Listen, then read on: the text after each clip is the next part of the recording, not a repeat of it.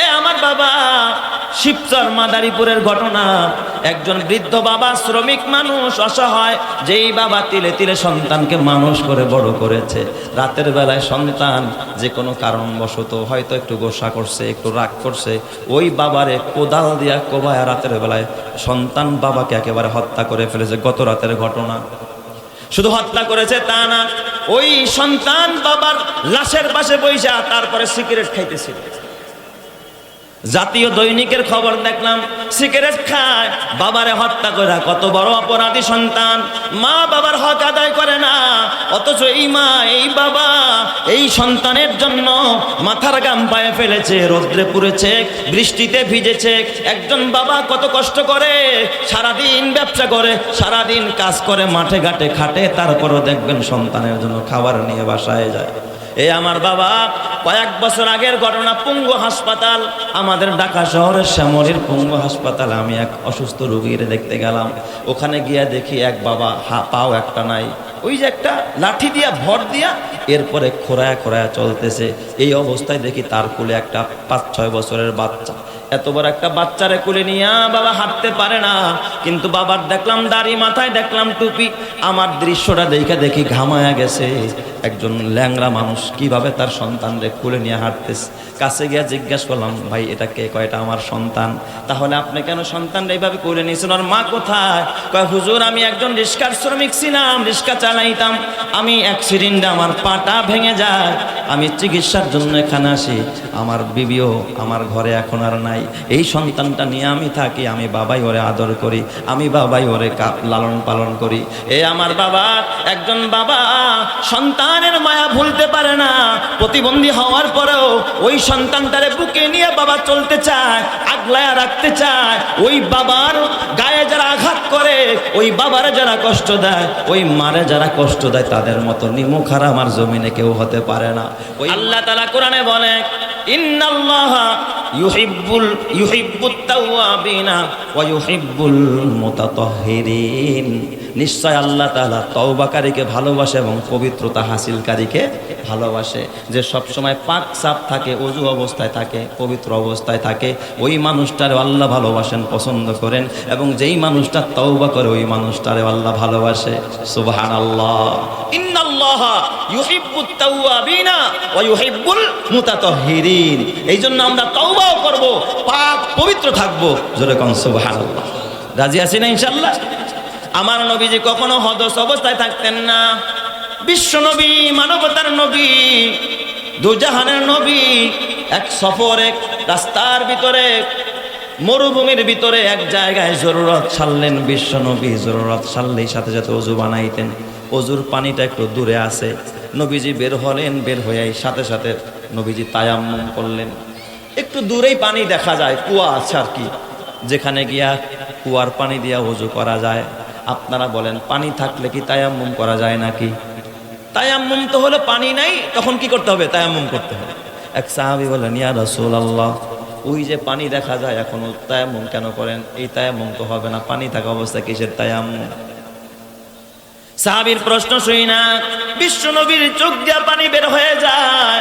বিশ্বনবী ডাক দেয়া কয়, সাহাবী রে, ওই পানি তুমিও জানো, আমিও জানি, কিন্তু আমি মুহাম্মদ, এখন আমার ওযু নাই, আমার এখন হদস, এই অবস্থা আমি এখান থেকে পানি পর্যন্ত হেঁটে যেতে পারবো, এতটুকু যে হায়াত পাবো এই গ্যারান্টি আমার নাই।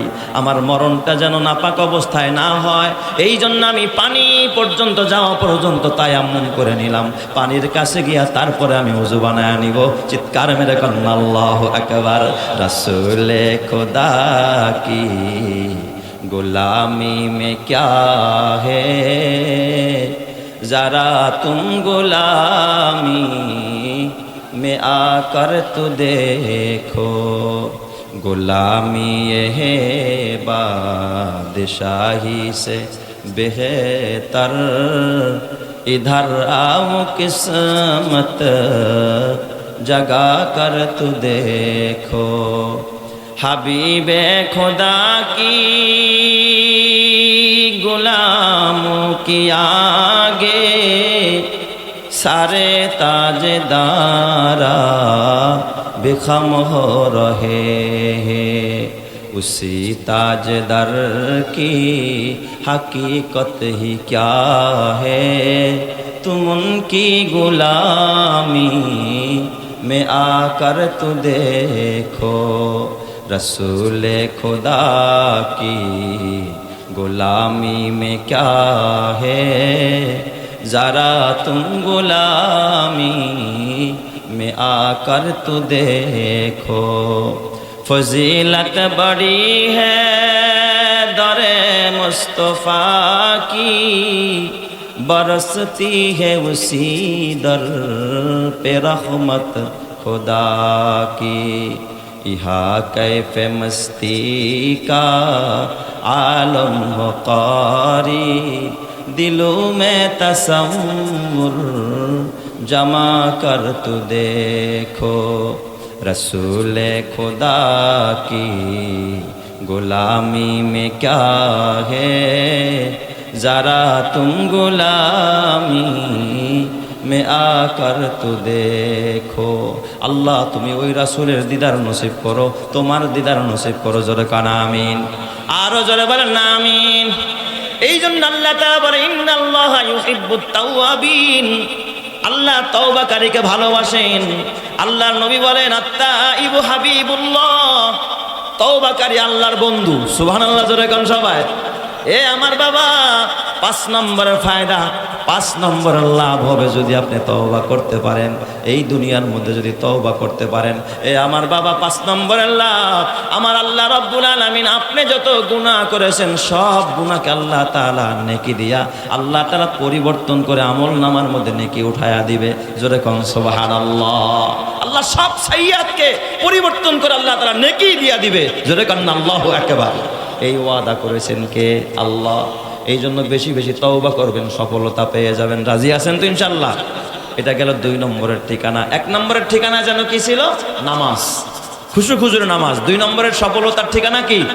তওবা। খাটি দিলে তওবা, গুনাহ ছেড়ে দেওয়া, গুনাহ ছেড়ে দেওয়া, গুনার পরিবেশ থেকে সরে যাওয়া, গুনার মহলকে পরিত্যাগ করা, এর নাম হলো তওবা। 3 নাম্বার, ঘরে যদি পিতামাতা বেঁচে থাকে পিতামাতার সাথে সৎ ব্যবহার করা। আর যদি পিতামাতা মরে যায় ওই পিতামাতার বাকি হকটুকু আদায় করা, পিতামাতার সাথে ভালো ব্যবহার করা। বিশ্বনবী বলেন, আল্লাহর রাসূল বলেন, সালাসাতুন ক্বাদ হারামাল্লাহু আলাইহিমুল জান্নাহ, 3 শ্রেণীর মানুষের জন্য আল্লাহ জান্নাতকে হারাম করে দিয়েছে। 1 নম্বরের মুদমিনুল খামার, যারা মদ খায়। যারা কি খায়? মদ খায়, এদের জন্য জান্নাত হারাম। 2 নম্বর আল্লাহর রাসূল বলেন ওয়াল হাক, যারা পিতামাতারে কষ্ট দেয় এদের জন্য জান্নাত হারাম। এরা জান্নাতে যাবে না। পিতামাতারে কষ্ট দিয়ে কোথায় যাবে না? জান্নাতে যাবে না। এই জন্য তুমি যদি জান্নাতে যাইতে চাও হে যুবক, তাহলে অবশ্যই তোমাকে পিতামাতার সাথে ভালো ব্যবহার করতে হবে। আর পিতামাতার সাথে যদি ভালো ব্যবহার করো দুনিয়াতেও সম্মানী হইবা, সফলতা পাইবা, ঈমান নসিব হবে, মৃত্যুর পরে খোদার জান্নাতি হবে। জোরে কোন সুবহানাল্লাহ। বর্তমান যুগের সন্তানেরা বান্দার হকের ভিতরে একটা অন্যতম হক হলো পিতামাতার হক। এই হকের ব্যাপারে অধিকাংশ সন্তানরা উদাসীন, তারা মা বাবার হক আদায় করে না। বিশেষ করে পিতার সাথে দুর্ব্যবহার করে, মায়ের সাথে দুর্ব্যবহার করে। আছে না নাই? জোরে কোন আছে না নাই? এ আমার বাবা,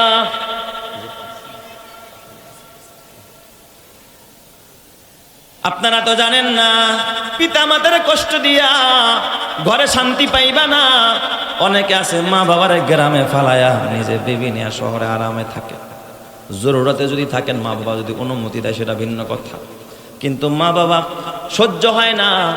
মা বাবাকে নিয়ে এই যৌথ সংসারের মধ্যে অনেক সন্তানরাই থাকতে চায় না, মা বাবার যন্ত্রণাকে সহ্য করতে পারে না। অথচ আল্লাহ তাআলা বলে ফালা তাকুল লাহুমা উফ, খবরদার মা বাবার কোনো আচরণে তোমার জবান দিয়া যেন উফ শব্দটা বের না হয়, যে এদের কারণে একেবারে শেষ হয়ে গেল, এই কথাটা যেন তোমার জবান দিয়া বের না হয়। অথবা তোমার আচরণে যেন তোমার মা বাবা উফ শব্দটা পর্যন্ত বলতে না পারে। ওয়ালা তানহারহুমা, 2 নম্বর আল্লাহ বললেন খবরদার মা বাবার ঝাড়ি দিবি না। ম্যাক্সিমাম সন্তান বাহিরে গিয়া পারে না, ঘরে গিয়া মারে, ঝাড়ি মারে, বাবারে ঝাড়ি মারে। আছে না নাই? ওয়ালা তানহারহুমা, ধমক দিয়া কথা বলবা না। ধমক তো দেয় না, কি দেয়? ঝাড়ি দেয়। ঝাড়ি দিয়া কথা কয় মা বাবারে। ঝাড়ি দিতে নিষেধ করেছেন কে? ঝাড়ি দেওয়া যাবে না মা বাবারে। ওয়ালা তানহারহুমা, মা বাবার সাথে এ বাবা ঝাড়ি দিয়ে কথা বলা যাবে না। ওয়াকুল লাহুমা কাওলান কারীমা, মা বাবার সাথে নরম ব্যবহার করতে হবে, ভদ্র ব্যবহার করতে হবে। ঝাড়ি দিলে মা বাবা আতঙ্কে থাকে। এমনও মা বাবা আছে মুখে ফুইটা বলতে পারে না সন্তান আমার এই জিনিসটা দরকার, কারণ আগেই ঝাড়ি মারে। ঝাড়ি দিবি না, মা বাবার সাথে বন্ধু সুলভ আচরণ করবি। কোনো সন্তান যদি মা বাবার সাথে এ আমার বাবা খারাপ আচরণ করে, কোনোদিন সে শান্তি পাবে না। এই জন্য মা বাবার সাথে ভালো ব্যবহার করতে হবে। আজকের একটা বাস্তব চিত্র আপনাদের সামনে তুলে ধরব। এ আমার বাবা, শিবচর মাদারীপুরের ঘটনা। একজন বৃদ্ধ বাবা, শ্রমিক মানুষ, অসহায়, যেই বাবা তিলে তিলে সন্তানকে মানুষ করে বড় করেছে। রাতের বেলায় সন্তান যে কোনো কারণবশত হয়তো একটু গোসা করছে, একটু রাগ করছে, ওই বাবারে কোদাল দিয়া কোবায় রাতের বেলায় সন্তান বাবাকে একেবারে হত্যা করে ফেলেছে। গত রাতের ঘটনা। শুধু হত্যা করেছে তা না, ওই সন্তান বাবার লাশের পাশে বইসা তারপরে সিগারেট খাইতেছে। জাতীয় দৈনিকের খবর দেখলাম, সিগারেট খায়, বাবারে হত্যা করে। কত বড় অপরাধী সন্তান, মা বাবার হক আদায় করে না। অথচ এই মা, এই বাবা এই সন্তানের জন্য মাথার ঘাম পায়ে ফেলেছে, রোদ্রে পুড়েছে, বৃষ্টিতে ভিজেছে। একজন বাবা কত কষ্ট করে, সারাদিন ব্যবসা করে, সারাদিন কাজ করে, মাঠে ঘাটে খাটে, তারপরও দেখবেন সন্তানের জন্য খাবার নিয়ে বাসায় যায়। এ আমার বাবা, কয়েক বছর আগের ঘটনা। পঙ্গু হাসপাতাল, আমাদের ঢাকা শহরের শ্যামলীর পঙ্গু হাসপাতালে আমি এক অসুস্থ রোগীর দেখতে গেলাম। ওখানে গিয়া দেখি এক বাবা পাও একটা নাই, ওই যে একটা লাঠি দিয়া ভর দিয়া এরপরে খোঁড়ায় খোঁড়ায় চলতেছে। এই অবস্থায় দেখি তার কোলে একটা 5-6 বছরের বাচ্চা। এত বড় একটা বাচ্চারে কোলে নিয়ে বাবা হাঁটতে পারে না, কিন্তু বাবার দেখলাম দাড়ি, মাথায় দেখলাম টুপি। আমার দৃশ্যটা দেখি ঘামায়া গেছে। একজন ল্যাংড়া মানুষ কিভাবে তার সন্তানরে কোলে নিয়ে হাঁটতেছে। কাছে গিয়ে জিজ্ঞেস করলাম, ভাই এটা কে? কয়টা আমার সন্তান। তাহলে আপনি কেন সন্তানরা এইভাবে কোলে নিয়েছেন? আর মা কোথায়? কয় হুজুর, আমি একজন রিক্সার শ্রমিক ছিলাম, রিক্সা চালাইতাম, আমি অ্যাক্সিডেন্টে আমার পাটা ভেঙে যায়, আমি চিকিৎসার জন্য এখানে আসি। আমার বিবিও আমার ঘরে এখন আর নাই, এই সন্তানটা নিয়ে আমি থাকি। আমি বাবাই ওরে আদর করি, আমি বাবাই ওরে লালন পালন করি। এ আমার বাবা, একজন বাবা সন্তানের মায়া ভুলতে পারে না।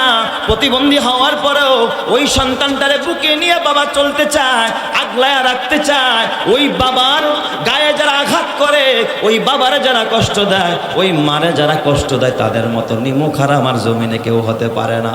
ওই মা আর বাবা যদি কবরে চলে যায়, কি করবা? ওই মা বাবার কবরের পাশে গিয়া জিয়ারত করে দোয়া করবা, আর ওই মার বাবার নামে কিছু দান খয়রাত করবা। পারলে ওই মার নামে বাবার নামে একটা এতিমখানা খুলবে, একটা হেফজোখানা করে দিবা। সবচাইতে বড় সদকায়ে জারিয়া হলো একটা হেফজোখানা, যেখানে 24 ঘন্টা কোরআনের তেলাওয়াত হয়, ওখানে কোনো গান বাজনা হয় না, গুনাহ হয় না, জবানেও কোরআন, হাতেও কোরআন। এমন একটা প্রতিষ্ঠানে তুমি যদি মা বাবার নামে কিছু সদকা করতে পারো, ওখানে যত নেক আমল হবে সব আল্লাহ তাআলা তোমার মা বাবার কবরে পৌঁছায়া দিবে। কথা ঠিক না ব্যাটিক? যারা কন গাড়ি রাইখা গেলা সাথে যাবে না, বাড়ি রাইখা গেলা সাথে যাবে না, আর দুনিয়ার যত কিছু রাখলা কিচ্ছু সাথে যাবে না। তো কবরে যেতে হবে খালি হাত। তুমি যাদেরকে বলো এটা আমার, ওটা আমার, কিচ্ছু কিন্তু তোমার না। তোমার সাথে যাবে নেক আমল আর তোমার দান খয়রাত। কথা ঠিক কি না?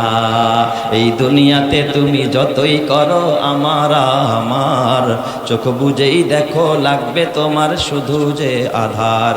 যাদের প্রেমেতে তুমি গো আজ হলে দিওয়ানা, এরা জেনে নাও কেউ কবরের সাথী হবে না। কেউ বুঝা তোমার নিবে না সেই হাসর ময়দানে, কেউ বুঝা তোমার নিবে না সেই হাসর ময়দানে। কি আমল তুমি করলে নিয়ে যাবে সেইখানে। এই দুনিয়াতে তুমি যতই করো আমার আমার, চোখ বুঝেই দেখো লাগবে তোমার শুধু যে আধার। কথা ঠিক না ব্যাটিক? জোরে কন। এই মহল কোঠা সোনা দানা জানা সব পরে রবে, এই সব কবরে নিয়ে গেছে কে বলো কবে। এই দালান কোঠা গাড়ি বাড়ি সব পরে রবে, এই সব কবরে নিয়ে গেছে কে বলো কবে। 2 গজ জমি কয়েক গজের ওই সাদা কাফন, শুধু এইটুকুতেই হবে তোমার জেনে নাও দাফন। যা পুঁজি তোমার এখনো তার বুঝলে না মানে, কি আমল তুমি করলে নিয়ে যাবে সেইখানে। আল্লাহ তুমি কবুল করো, জোরে কানা আমিন।